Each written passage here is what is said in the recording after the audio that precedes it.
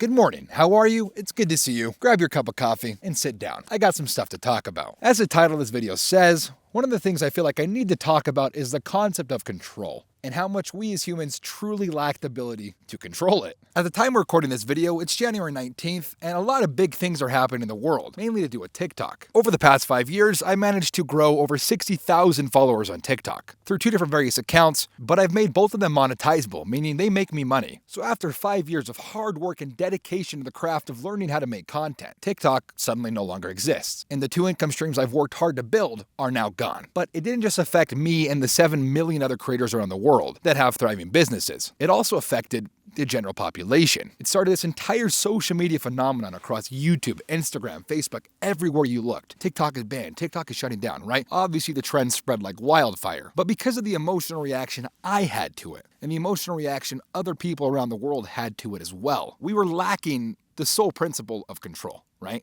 We have no control over what the world does to us. I have no control over what the government does, how they decide to run the country, or if they think TikTok should stay or not stay. Now, obviously, one of the big things that's probably on your mind, and it's also on my mind, is how do we control this? If the topic of control is so fleeting, if we have barely any grasp on it, how do we control what we can control? From this TikTok thing happening, I remembered 3 different practices I've used before in my past to help me understand control and the concept of it. And the first big one is I wrote down 2 different lists. I wrote down a list of what I can control and a list of what I can't control. What can I control? I can control whether I want to make videos, right? I can control coming out here in the middle of the wilderness and making this video.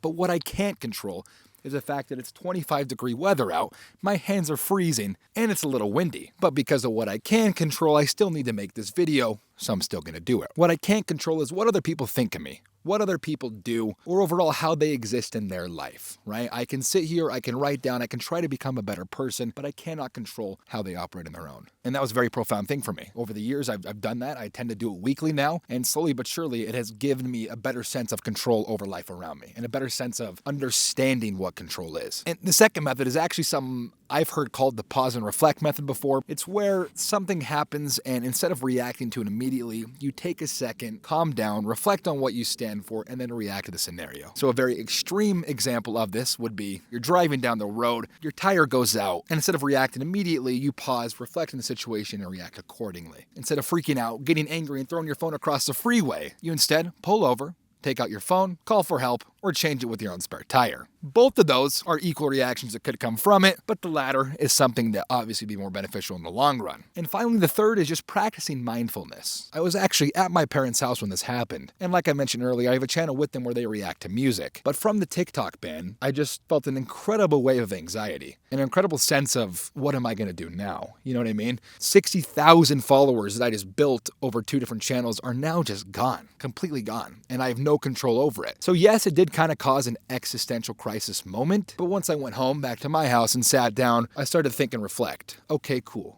I have a YouTube channel, right? I have a YouTube channel with 70,000 subscribers. I have this YouTube channel I'm trying to start, and I have other ones that I could do. And overall, after thinking about it, it got better. But after that emotional reaction and actually sitting down and practicing mindfulness to think about the situation, I realized there was solutions and things I could do. There were other ways to overcome these challenges. But what can you do, man? It's just life. Life is gonna suck. Life is gonna throw things at you, and you're gonna have to react to them. It's just how it is. It's almost guaranteed. So if TikTok is permanently banned and YouTube gets permanently banned and all these social media platforms die, I can react to it very emotionally, or I can just accept my fate and go back to working at McDonald's. And I don't know. Just something I was thinking about. Something happened to me recently.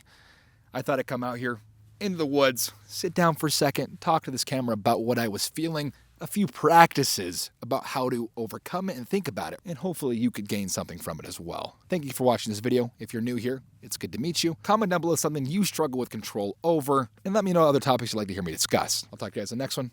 We'll see you later.